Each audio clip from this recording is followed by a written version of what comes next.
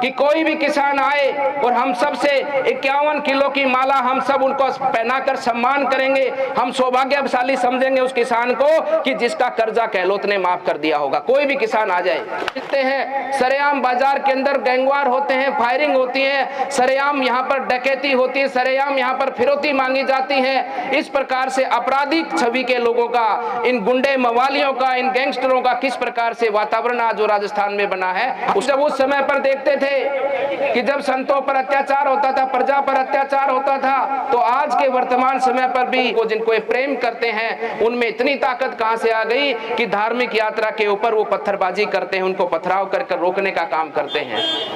मैं इस सत्ता को उसी प्रकार से मानता हूं, उसी प्रकार से सत्ता के क्रियाकलाप है जो एक समय पर कंस के समय पर होते थे, जरासंध के समय पर होते थे। मैं मानता हूं कि असुरों की सरकार राजस्थान के अंदर बैठी है। बोलिए भारत माता की। भाई देखो, बोलेंगे तो नोखा में जाके वही बोलेंगे। अब तो ना मैंने विश्वास को नहीं थे, आओगा को नहीं बैठे। मैं तो थारा सागे चाल छा थे, आगे चाल छो, मैं थारा पीछे पीछे चाल छा। बहुत ही पवित्र भूमि है। ऐसी पवित्र भूमि पर आज पुनः आप सबके दर्शन करने का सौभाग्य मिला है। मैं तो हमारी पार्टी का धन्यवाद करता हूं और ये हमारा सौभाग्य है कि ऐसी पार्टी में हम सबको सेवा करने का अवसर मिला और पार्टी ने हमें अवसर दिया, भारतीय जनता पार्टी ने हमें अवसर दिया। और भगवान की कृपा से या हमारे कोई प्रारब्ध होंगे कि संत परंपरा में जुड़े, और संत परंपरा का एक ही धर्म होता है। अपने गांव देहात में तो समझते हैं कि भी बाबा जी बनना है तो अपने पूजा पाठ करनी है, धोनी रमानी है, और बाबा जी को तो यही काम से है ना। लेकिन वास्तविक रूप से संत का काम साधना नहीं, संत का काम सेवा होता है। साधना तो निजी स्वार्थ है, भगवान की भक्ति करना, भगवान की आराधना करना, लेकिन संत का मूल दायित्व होता है समाज की सेवा करना। और यही आशीर्वाद गुरुजन अपने शिष्य को देते हैं और उसको और भी प्रभावी रूप से करने का शुभ अवसर इस भारतीय जनता पार्टी परिवार ने हमें दिया। और आज माननीय श्री हमारे देश के कानून मंत्री, ये तो हम सब का और आप सब का सौभाग्य है। सबसे बड़ा सौभाग्य तो आपका है, उसके बाद पूरे राजस्थान प्रदेश का है कि देश का संविधान जो कि दुनिया का सबसे बड़ा लोकतंत्र है, उस लोकतंत्र में सबसे बड़ा संविधान, और संविधान ने जो ताकत अपने जनता जनार्दन को दी है, उस संविधान के निर्माता उनमें से एक बाबा साहब भीमराव अंबेडकर, और उनके बाद में उसी वंश से आज पहली बार माननीय प्रधानमंत्री जी ने उस संविधान के निर्माता उनमें से एक बाबा साहब भीमराव अंबेडकर, और उनके बाद में उसी वंश से आज पहली बार माननीय प्रधानमंत्री जी ने माननीय अर्जुन राम जी को कानून मंत्री बनाकर ये सम्मान पूरे समाज को दिया है, पूरे राजस्थान और पूरे बीकानेर को दिया है। हमारे मंच पर उपस्थित हमारे राजकुमार जी, हमारे रामलाल जी, बाकी हमारे सीआर जी, सबका परिचय हो चुका है और सबसे आप चित परिचित भी हैं। मैं तो ज़्यादा न कहते हुए इतनी ही बात कहना चाहता हूँ कि बंधुओं, हम सब सनातन धर्मी हैं। हम सब अपने संस्कारों का, अपने पूर्वजों का, अपने गुरुजनों का, अपने भगवान देवी देवताओं का अनुसरण करते हैं और उनके बताए पथ चिन्हों पर हम चलते हैं। हमने इतिहास में खूब पढ़ा है, खूब जाना है। हमने राम जी को पढ़ा है, हमने कृष्ण को पढ़ा है। अनेकों ऐसे देवी देवताओं ने जब इस धरा पर अत्याचार अन्याय होते हैं तो इस धरा पर भगवान स्वयं आकर उन अत्याचारियों का संहार करते हैं। भगवान स्वयं न आकर तो अपना आशीर्वाद देकर अपने भक्तों के माध्यम से, चाहे महाराणा प्रताप हो, चाहे छत्रपति जी हो, चाहे झांसी की रानी हो, चाहे शिवाजी हो, ऐसे महान वीरों के माध्यम से शत्रुओं का नाश कर कर धर्म की स्थापना करते हैं।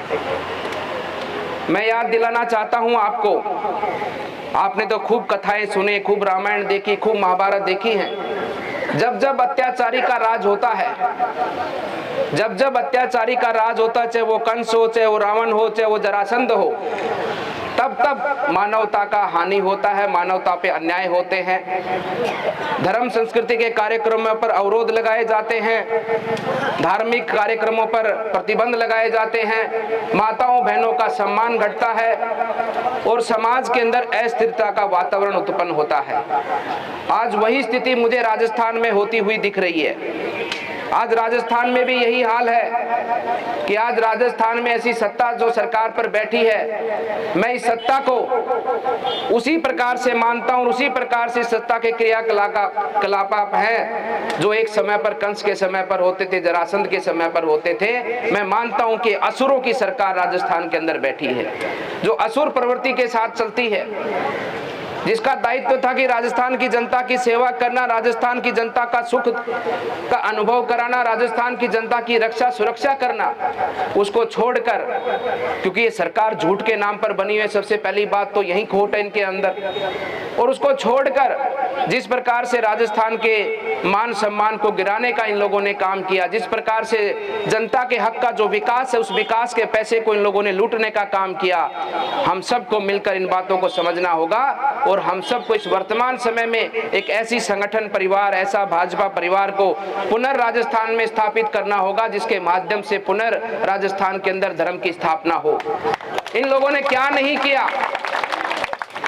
उस समय पर जब संत महात्मा कोई यज्ञ अनुष्ठान करते थे तो राक्षस आते थे, उनको यज्ञ को खंडित करते थे। आज के समय पर ये कांग्रेस के लोग जब हमारी धार्मिक यात्राएं चलती हैं, जब हमारे कोई धार्मिक कार्यक्रम होते हैं तो हम पर धारा 144 लगाकर हमारी धार्मिक यात्राओं पर प्रतिबंध लगाने का ये लोग काम करते हैं। हम जब उस समय पर देखते थे कि जब संतों पर अत्याचार होता था, प्रजा पर अत्याचार होता था, तो आज के वर्तमान समय पर भी तुष्टीकरण की राजनीति के माध्यम से इनके लोग जो एक संप्रदाय विशेष के लोगों को जिनको ये प्रेम करते हैं, उनमें इतनी ताकत कहां से आ गई कि धार्मिक यात्रा के ऊपर वो पत्थरबाजी करते हैं, उनको पथराव कर रोकने का काम करते हैं। इससे ये तात्पर्य है, ये सिद्ध होता है कि ये सरकार अधर्म की सरकार है। इससे ये सिद्ध होता है कि सरकार के माध्यम से जो अधर्म आज राजस्थान में फैला है, आज क्या हो गया राजस्थान के अंदर कि राजस्थान के अंदर आज महिला उत्पीड़न में, महिला बलात्कार में राजस्थान नंबर 1 है। लोगों की बुद्धि खराब कैसे हो गई, कैसे ऐसी मानसिकता के लोग राजस्थान में आज आम देखने को मिलते हैं। सरेआम बाजार के अंदर गैंगवार होते हैं, फायरिंग होती है, सरेआम यहाँ पर डकैती होती है, सरेआम यहाँ पर फिरौती मांगी जाती है। इस प्रकार से आपराधिक छवि के लोगों का, इन गुंडे मवालियों का, इन गैंगस्टरों का किस प्रकार से वातावरण आज जो राजस्थान में बना है, उसका कारण क्या है, उस कारण को हम सबको समझना होगा। राजस्थान तो पहले भी था, राजस्थान तो आज भी है और आगे भी रहेगा, लेकिन यह वर्तमान परिस्थिति क्या बदली है राजस्थान की कि इस प्रकार का वातावरण जो हम कभी सुनते नहीं थे, ऐसी ऐसी घटनाएं आज हमको अखबार के माध्यम से, सोशल मीडिया के माध्यम से, टीवी के माध्यम से हम सबको सुनने को मिलती हैं। जैसा कि कहते हैं ना कि जैसा खाए अन्न वैसा हो जाता है मन, जैसी संगति में व्यक्ति जीता है वैसा ही उसके विचार हो जाते हैं। वर्तमान में जो राजस्थान की सत्ता पर बैठे लोग हैं उनका वैसा ही मन है, वैसा ही वो खाते हैं, वैसे ही उनके विचार हैं। तभी तो क्या बुद्धि किसकी खराब हो गई कि आज महिलाओं के साथ सरेआम अत्याचार होता है। तभी तो क्या ऐसी बुद्धि के लोग जिनका इतना हौसला हो गया कि हमारी माताओं बहनों को निर्वस्त्र कर कर बाजार में घुमाया जाता है। आप याद करो उस घटना को जिसके लिए धर्म युद्ध हुआ था, महाभारत का युद्ध हुआ था, वहां भी द्रौपदी का चीरहरण हुआ था और राजस्थान में भी राजस्थान की बेटी, राजस्थान की मां का भी चीरहरण हुआ है। और ये धर्म युद्ध है आने वाला चुनाव। इस धर्म युद्ध के अंदर आप सब जानते हैं भगवान कृष्ण ने जो कहा था, ये धर्म की लड़ाई है और जो व्यक्ति धर्म के साथ खड़ा होगा वो धर्म की विजय के साथ खड़ा होगा, वो धर्म का रक्षक होगा, और जो अधर्म के साथ खड़ा होगा उसका सर्वदा ही सर्वदा नाश होगा। आज धर्म के साथ खड़े होने का समय है। हमें पहचान करनी है कि हमें धर्म के साथ खड़े होना है या धर्म के साथ खड़े होना है। हमें इन दुर्योधन के साथ खड़े होना है कि हमें कृष्ण के साथ खड़े होना है या हमें पांडवों के साथ खड़ा होना है। इस प्रकार का निर्णय आपका निर्णय है। सत्ता पर बैठाने वाले आप हैं। आज जो राजस्थान की परिस्थिति उत्पन्न हुई है उस पे भी बैठाया तो किसने? जनता ने तो बैठाया था। हालांकि इन लोगों ने झूठ बोला, हालांकि इन लोगों ने टूटी फूटी सरकार बनाई, जनता की इच्छा नहीं रही होगी, लेकिन फिर भी जाके बनी तो सही। लेकिन निर्णय तो आपका ही है ना।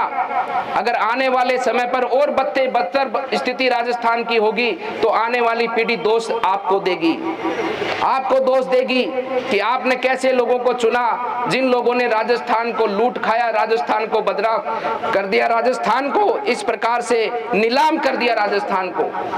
तो बंधुओं, ये मैं कहना चाहता हूं, ये केवल चुनाव ही नहीं है, ये हमारा भविष्य का चुनाव है, ये हमारी आने वाली पीढ़ी का चुनाव है, उसके सुनिश्चित भविष्य का चुनाव है, ये हमारे आने वाले विकसित भारत के सपने को पूरा करने का चुनाव है।